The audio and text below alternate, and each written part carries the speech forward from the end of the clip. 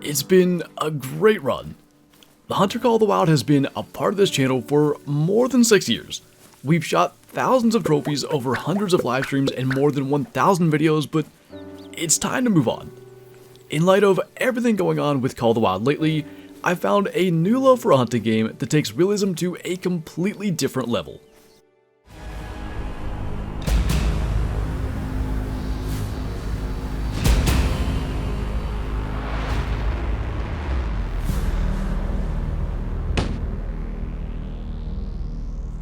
Hey there, buddy. Welcome to your big game hunt.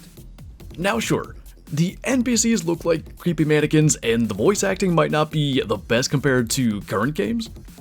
Hello, fella. This your first hunt out here?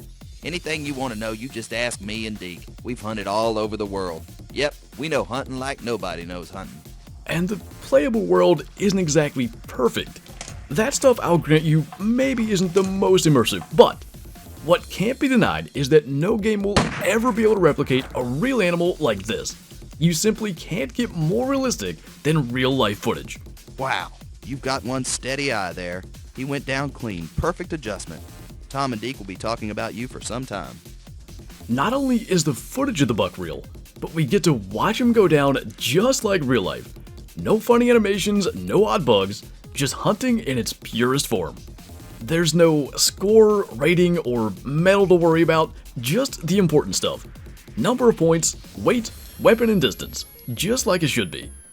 The best part is, though, that your trophies aren't just a product of pressing play and being handed the opportunity. You have to work for it. You have to sight in your rifle at a target range with a realistic target. You have to visit an outfitter and purchase the proper type of gear that'll benefit you on a hunt for the particular species that you're after. These important factors that haven't all been put together in a single game since 1998, and that's what's so incredible about this game. You put in all the effort of purchasing the right gear, sighting in your weapon, just for an opportunity for a shot at a real animal.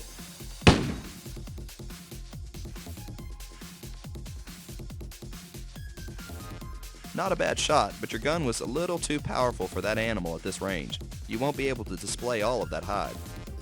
And in the end, your guide still trash talks you for using that .338 that you thought was the coolest gun ever. Now even I don't know what could possibly be meant by 6.88 square feet, but frankly, it's not that important. All I care about is the weight of the bear and the rifle used to take him out at the displayed distance. Also, I'm not sure when we'll get a chance to take a beast like what's displayed on the bear leaderboards, but if we put in the time and learn the game to where we can raise the difficulty, I'm sure it'll happen. At this point, I'm sure some of you are sitting there thinking, this game has the realism that I've always wanted, but where are the bows? And luckily for us, they have bow hunting in this game as well. Before we use it, we have to take it to the range and zero it first, because that element should never be left out of a hunting game. I spend weeks every summer getting my bow tuned perfectly, and just a minute or so in game is perfect to get that realistic feeling. Taking a caliber with a bow is a dream of mine, and this amazing game allows it to play out right in front of our eyes.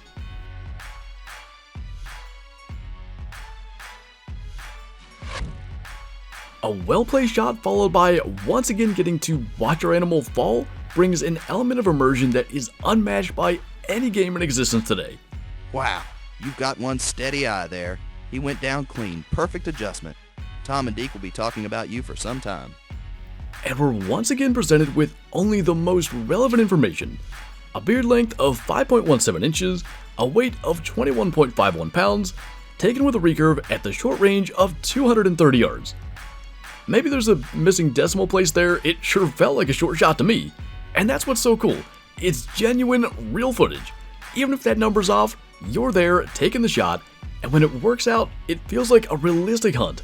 230 yards or 23 yards doesn't really matter.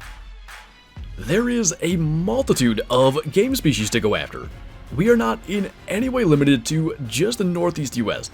We can head out west for a chance to shoot a real bull elk without ever leaving home. You may be required to hunt in a stationary fashion, but just like real life, your guide can help you out, making for an incredible opportunity. Look up by the windmill. I'm sure I heard something.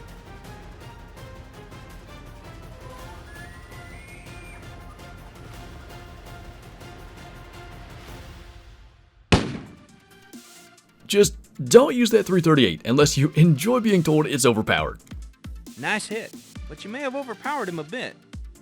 There's going to be significant damage to the hide. Well, let's go take a look.